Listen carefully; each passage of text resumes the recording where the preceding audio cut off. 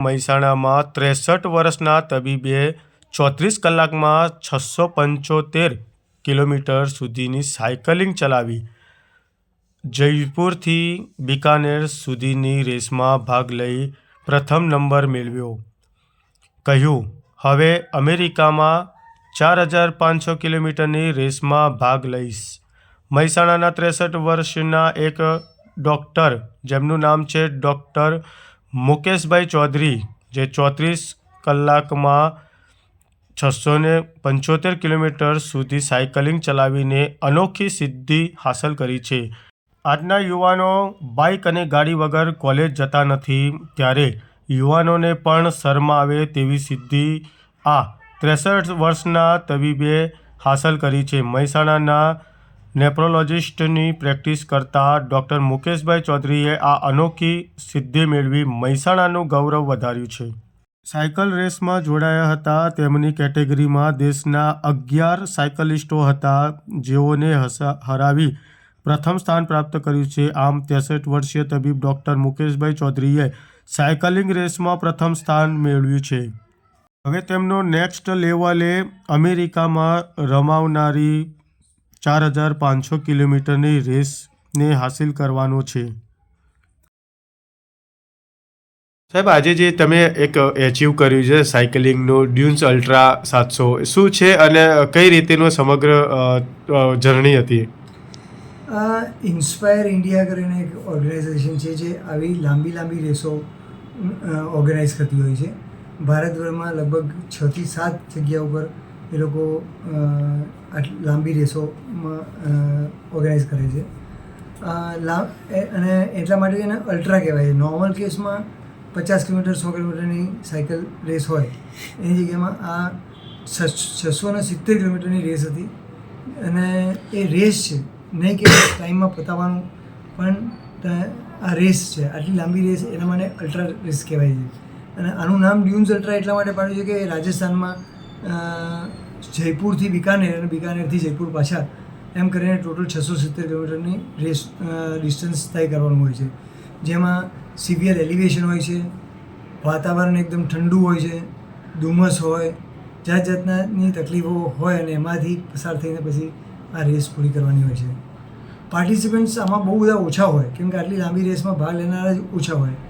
In fact race across America કરીને એક race છે જે 4800 કિલોમીટરની રેસ છે. એ 12 દિવસમાં એ આખી દુનિયામાંથી પાર્ટિસિપન્ટ્સ આવતા હોય તો એમાંથી 30 થી 35 લોકો જ ભાગ લીધો હોય.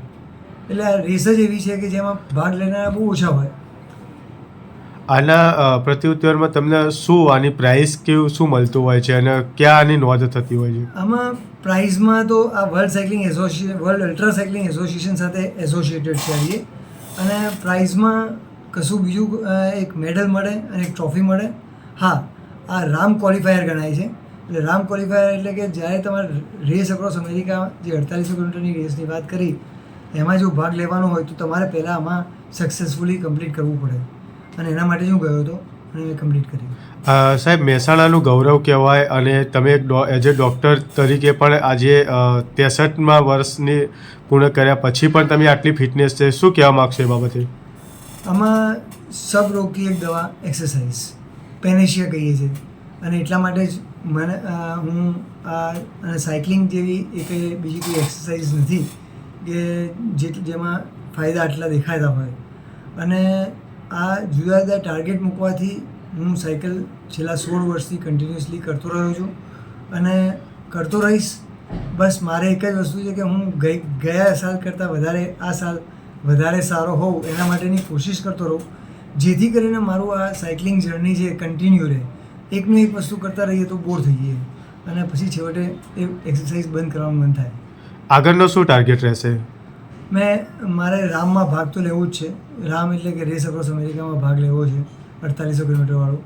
હવે આ એક વખત ક્વોલિફાય કર્યું એટલે લગભગ 2 વર્ષ સુધી તમે એમાં એલિજિબલ રહો છો. અને પછી જો કરવાનું થાય તો પછી ફરીથી એક વખત આવી કોઈ રેસમાં ભાગ લઈને ક્વોલિફાય થવું પડે. તમારી સાથે કેટલા લોકો જોડાયા હતા રેસમાં? અહીંયાથી તો હું એકલો જ હતો, મહેસાણાથી તો એકલો જ હતો.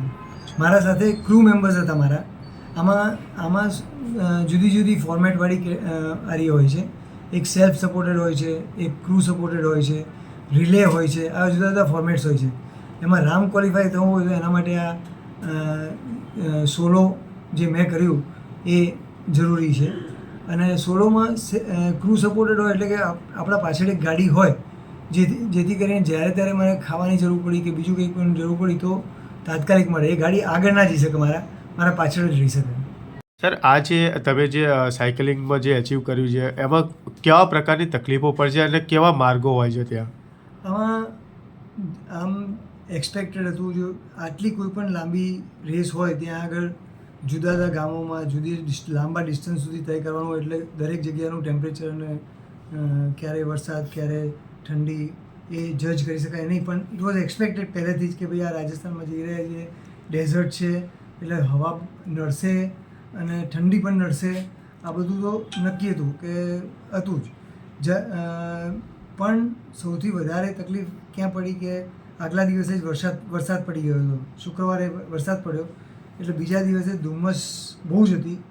રાત્રે ધુમ્મસમાં ચલાવવાનું થયું, આખી રાત ચલાવવાનું થયું. કેમ કે આટલું ડિસ્ટન્સ આટલા કિલોમીટરમાં તય કરવું હોય તો તમારે આરામ કરવાની તો જગ્યા જ નથી હોતી. કન્ટિન્યુઅસલી સાયકલ ચલાવી જ જવી પડે. 35 કલાક ઉજાગરો કરીને સાયકલ ચલાવવાની હોય. અને એમાંય પાછું રાત્રે ધુમ્મસના કારણે એ પરિસ્થિતિ થઈ કે રોડ જ દેખાતો નહોતો. ખાલી જે શોલ્ડર ઉપર એક જે વ્હાઇટ પટ્ટી હોય એને જોઈને જ સાયકલ ચલાવતા હતા. કેમ કે એનાથી જો નજર હટે તો ખાડામાં પડી જવાની શક્યતા રહે.